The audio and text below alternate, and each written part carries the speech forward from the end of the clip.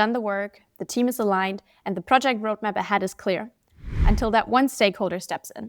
Suddenly, a small change request sets back your entire timeline, or even worse, you're being ghosted by one of the key stakeholders you crucially need to make progress in the project.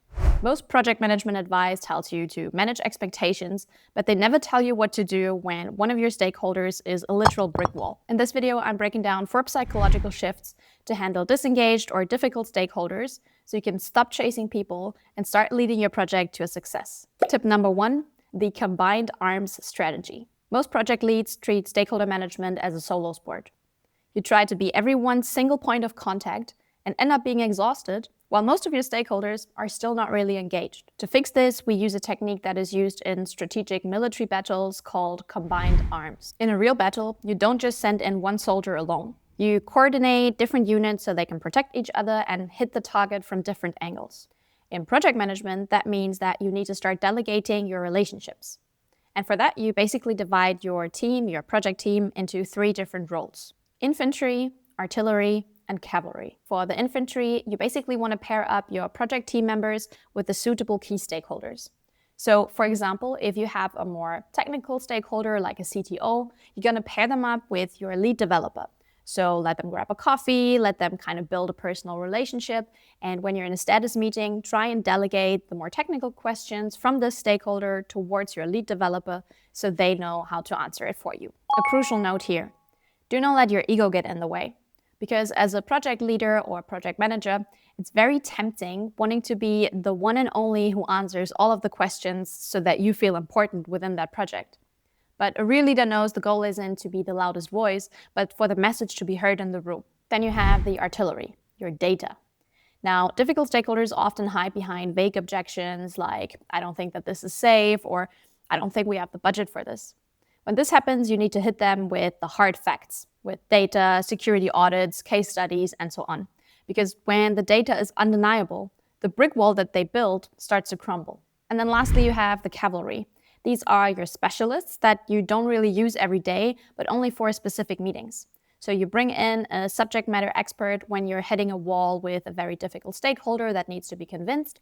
They come in, they share their knowledge, their expertise on the subject matter, and then basically convince the stakeholders and ride back out. So for example, when I was leading a high-stakes project in banking, I had one technical stakeholder that would rarely come and join our reviews and wasn't really engaged at all in the project.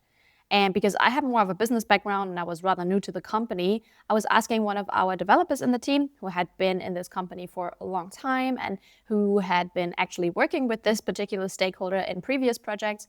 I asked him to schedule a one-on-one with him, present the status of the project to him, and ask him for feedback. And luckily, that stakeholder then actually accepted and delivered valuable input so we could go ahead in building that app. And if you don't really know much yet about your key stakeholders, do your research. Check their LinkedIn, check their professional background, their interests, what languages they speak, and through that, assign them to the most suitable project member within your team. Because remember, your job as a project manager is not always to be the smartest person in the room, but it is to ensure that the room reaches a decision and moves forward. Tip number 2, the what's in it for them pivot. When a stakeholder in your project is a ghost or is actively blocking you, it's usually because they don't see how your project can help them win. It's nothing personal against you. They don't see your project as a priority. They only see it as another to-do being added to their already heavy workload.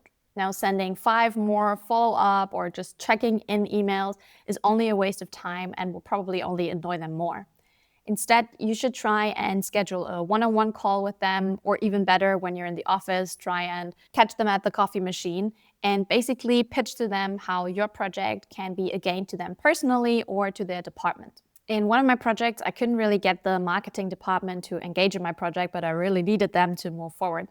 So I called one of my colleagues and I said, I know that your team is under massive pressure right now, but the reason I'm pushing so hard on this is that our goal is to become the #1 rated investment app in the market. And once we hit that, you won't just have another app to promote, you'll have the #1 claim in the industry for your next campaign. I want to make sure we all get that win. That is way better than saying, I know you guys are busy, but I really need those marketing assets by Friday so we don't miss our launch date. Now, quickly, before we get to tip number 3, if you're tired of only hearing about this in theory and you actually want to practice those high-stakes scenarios, I'm building something for you. It's called the Project Management Bootcamp, and it's a hands-on program where you'll be given real-world project cases, you'll have to build roadmaps, milestones, you'll have to actually lead status meetings with live stakeholders, and you'll be given feedback on all of it, so you can practice these situations and feel more confident in your upcoming PM roles and interviews. My team and I are currently building it out, so head to the link in the description to join the waitlist and be the first to know when we launch. Tip number 3, provide tangible proof. Stakeholders get nervous, difficult, or disengaged when everything feels a bit abstract. When all they see is Jira tickets and status reports, they'll mentally check out. You see their eyes drifting off and you see them answering emails during your meeting instead of listening to you. The fix? Treat your stakeholders like customers. Give them something to touch. Try and use wireframes and prototypes as early as possible in the project. In one of the projects I led in consulting, we were building a digital dashboard for private banking clients. And our stakeholders were on board level, so I was kind of nervous to hear what they had to say to our ideas and our visions. But I remember clearly that in one of the first status meetings, they were barely listening.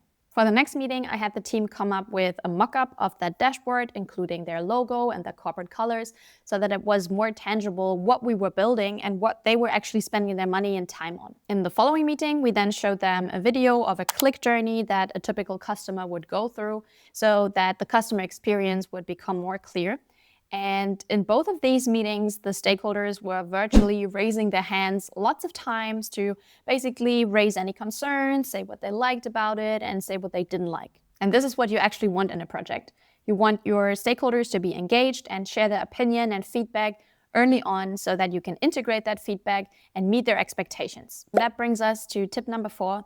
Invite everyone to the reviews. Invite every stakeholder to your review or your feedback meetings, not necessarily because you need detailed feedback from them on every single aspect, but more so to make them feel valued and heard. But of course, because you invite every stakeholder, it doesn't necessarily mean that everyone attends your review meetings.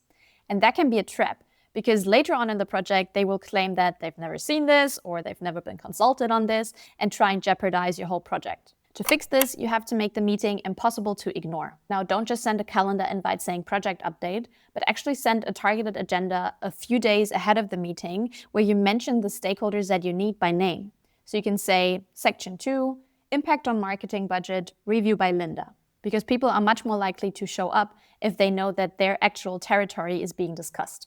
Handling stakeholders isn't always about being the nicest person in the room, but it's about being the most strategic.